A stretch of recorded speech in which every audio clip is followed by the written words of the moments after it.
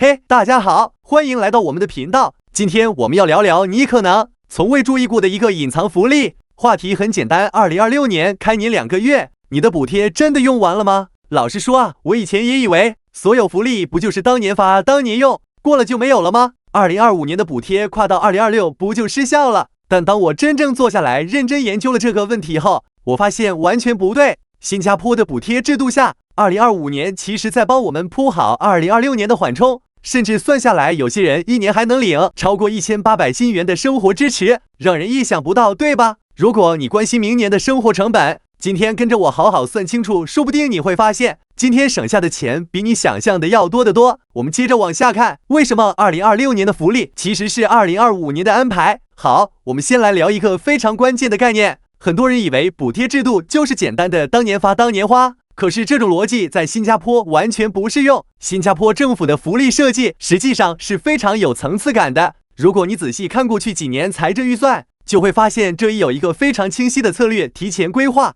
延后发放分批支持。什么意思呢？就是2025年的预算不但帮你熬过当年生活成本的压力，还早早安排了后续几年的缓冲。直接举例子，比如2025年宣布的某些补贴，现金可能不会一下子全部发完，有些阶段性支持，比如 GST 现金补贴、U-Save 回扣以及社区发展专项补贴 CDC 会分多次发，比如每半年到账一次。也就是说，2026年你领到的钱其实就是2025财政预算拨给你的。这个设计不仅是符合长期规划，更是让生活压力不会突然飙升。所以2026年的很多福利本质上就是提前准备好的生活能量包，是不是很有意思？我们继续往下聊，你可以具体拿到什么补贴？好，到了这里，有人可能要问了，我感觉生活压力没减轻啊，这些补贴到底给了我什么呢？为什么没感觉？这个问题我觉得特别能戳中大家的心，毕竟补贴并没有变成你的一大笔存款，是不是感觉好像没赚到什么钱？但这就是问题的核心，新加坡补贴背后的逻辑，从来都不是让你突然变富，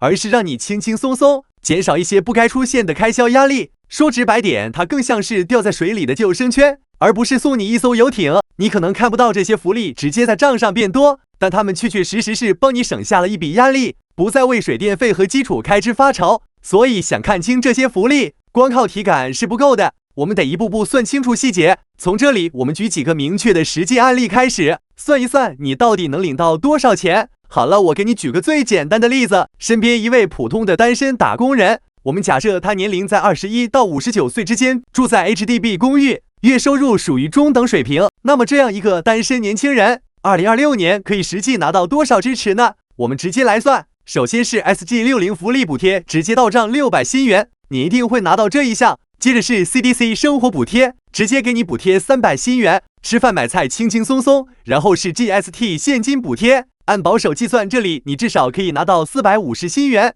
还有 U-Save 回扣和 SCC 租金减免，这项又能省掉至少500新元。这几项福利叠加就是600加300加450加500，总计1800新元。1800新元是什么概念？你可以覆盖几个月的生活开销，房租、水电费，甚至日常买菜压力都减轻了。如果没有这些缓冲，可能你要多努力攒钱才能稳住。怎么样？有没有一点捡到福利的感觉了？我们继续看下一个更重磅的案例家庭。接下来我们聊一个更真实、更常见的案例，3口之家。假设有一家父母和一个小孩，家庭收入在中等偏低水平，住在黑布里。这样的家庭2026到底能享受到些什么呢？首先，2位成年人2份 SG60 福利补贴，每人600新元，总计1200新元。CDC 补贴依然是全家庭到账300新元。GST 现金补贴，爸妈2人加起来大概850新元。最近水电账单支持的额度上调，2人 U-Save 和 SCC 减免加起来逾700新元。最后，小孩还可以额外拿到一些学费补贴或专项儿童福利，大约500新元。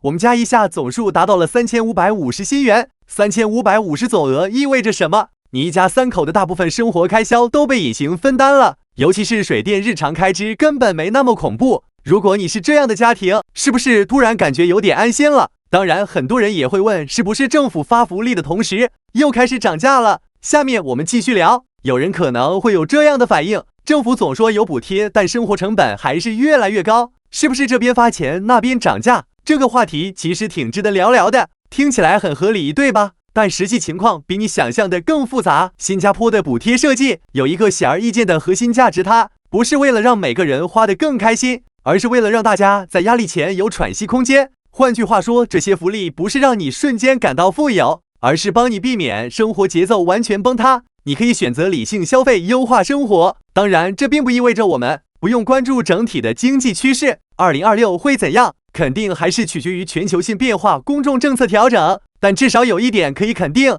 福利机制的存在，让我们可以更稳定地迈过那些高成本的障碍。好了，今天聊了这么多，咱们总结一下，2026年其实是用2025年准备好的应急包，1800新元、3500新元的支持，已经帮你毫无察觉地省掉很多生活压力。接下来的变化当然还需要观察财政预算案的更新，但懂得规划预算，积极申请福利，你的生活就能稳得多。说到这里，如果觉得这条视频有帮助，赶紧分享给你的朋友和家人吧，让他们也知道哪些钱千万别漏掉。别忘了点个赞，订阅我们的频道，评论告诉我你怎么看待补贴与经济压力，或者你还有哪些问题想聊。谢谢收看，我们下次见。